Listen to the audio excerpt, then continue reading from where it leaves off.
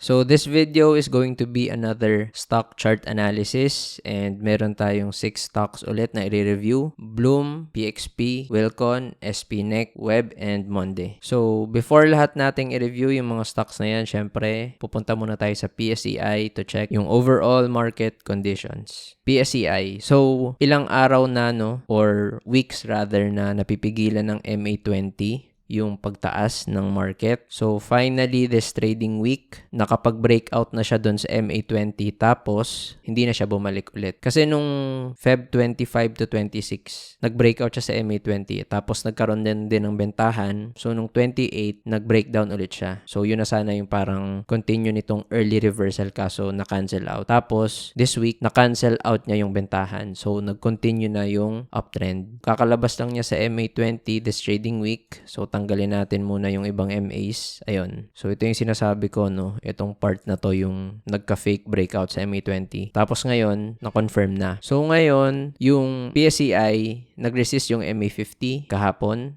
Tapos ngayon, na-overcome niya din yung MA50. So, ibig sabihin, masasabi na talaga natin na kahit papano, meron ng slight reversal sa market. However, hindi pa natin siya mako-consider talaga na good uptrend unless above na siya, ng MA100. And sa ngayon, yung MA100 andito sa 6,600 area. So, tingnan natin kung ano yung mga structure resistances nandyan. So, kitang-kita, ito yung mga recent supports niya. And then, ito rin. So, maglalagay tayo ng mga lines dito. So, ito yung 6,337 area, pwedeng maging resistance. And then, ito din. So, yung 6,4. And then, itong 6,5 at itong 6,6. So, ayan yung mga areas to consider. Pwedeng mahirapan siyang tumaas dito, from 6,3 to 6,4 na area. So, pwedeng hanggang dito lang siya. Tapos, bababa lang din ulit para mag-consolidate, before niya i-test yung 6,5 to 6,6. So, kung malagpasan niya man tong 6,3 and 6,4, syempre ang next niya nang itetest itong area na to. So, ito yung medyo mahirap-hirap kasi yung 6,5 to 6,6 plus MA100 andyan din. So, early reversal, ito, pwede na nating masabi na nagsa-start na mag-reverse unless, of course, mapigilan itong area na to tapos bumalik ulit siya pababa. So, consolidate na naman yun. Pero masasabi talaga natin na mag-o-okay na yung takbo ng market kapag nalagpasan niya yung 6,6 and 6,7 area, So, pag nalagpasan niya yan, since magiging above na yung candle sa MA100 and also yung structure resistance na yun. So, yun yung inaabangan natin. Punta na tayo sa unang stock na i-review, Bloom.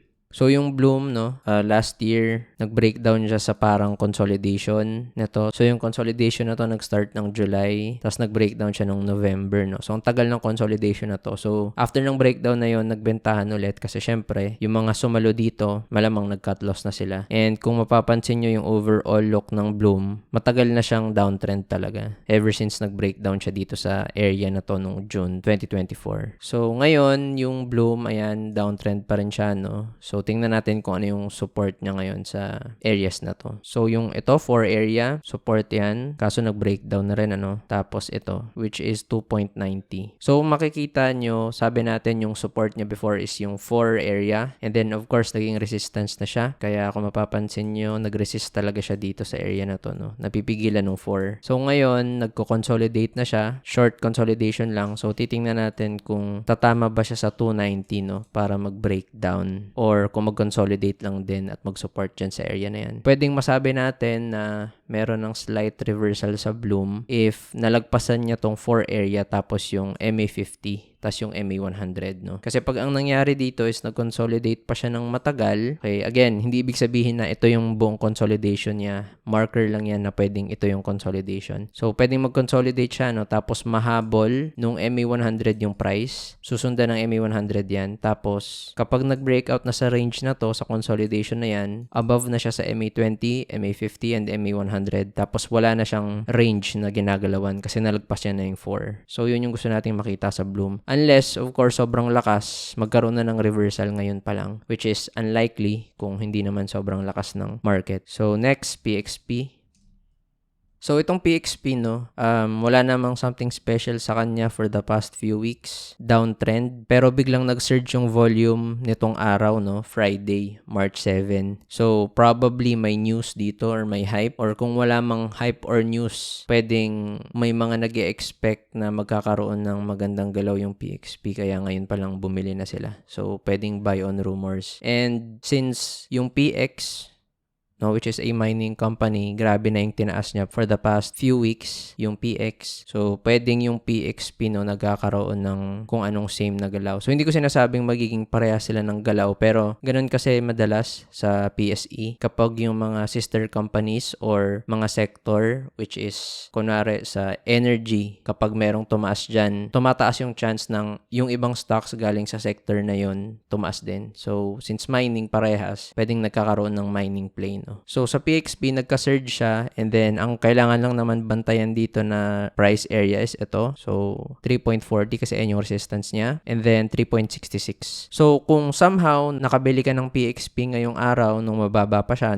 or during this downtrend nung buong February, so here are the price levels to watch. So, kung dito ka man nakakuha, tapos mabenta mo dito, hindi na masama, 55% to 67% na gains. Unless, of course, investor ka, tapos sobrang optimistic mo sa PXP and yung mga projects na gagawin niya na gusto mong i-trend follow, diba? Pero ako personally, mas pipiliin kong i-sell na lang siya dyan sa area na yan, kasi madalas itong PXP heavily news driven. So, kapag nagkakaroon ng mga kung ano-anong news, nakaka-affect talaga sa price niya. So, hindi mo alam kung magiging positive or negative yung impact. So, mas magandang sigurista na pagdating sa gains. So, Wilcon. Itong Wilcon, halos same lang din ng Bloom. Pareha silang blue chip, first liner, Tapos, kung mapapansin mo, ganun din. May consolidation din na nangyari. Tapos, nag-breakdown, and probably yung mga sumalo dito, sila na rin yung nagbebenta after ng breakdown. So, tingnan natin kung ano yung pwedeng maging support ng Wilcon. Okay, so currently, meron na siyang support area dito, And ayun yung nagiging support area niya ngayon, around 8. So, sunod doon, ito na talaga, nung IPO price pa, which is around 5. Medyo malayo-layo na. So, ngayon, nagkakaroon siya ng consolidation dun sa price area na yun sa major support. So, ito yung nagiging range niya,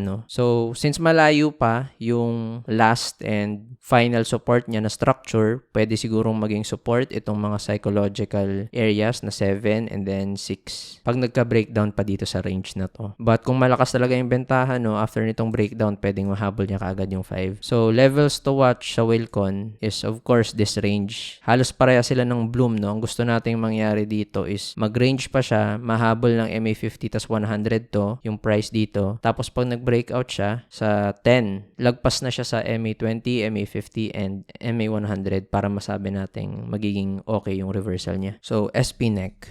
Okay, so SPNEC ngayon, meron tayong consolidation. So, nag-try siya mag-breakout kanina, pero naging fake out, Nag-breakout siya dito sa range niya na 1.18. Nag-breakout siya, naabot niya yung 1.19 pero nagkaroon ng bentahan. But regardless, medyo malakas pa rin talaga yung stock kasi maganda yung volume. And pwede mo rin ngang tingnan sa perspective ng trend line, So kung tatanggalin natin tong range, pwedeng nag-breakout siya dun sa trend line niya, which is 1.16. So technically, hindi siya naging fake out pag tiningnan mo as a trend line breakout, pero sigurado na sa range niya nag-fake out siya, So, yun. So, kung nakabili ka man in the past few days, then levels to watch itong 1.25.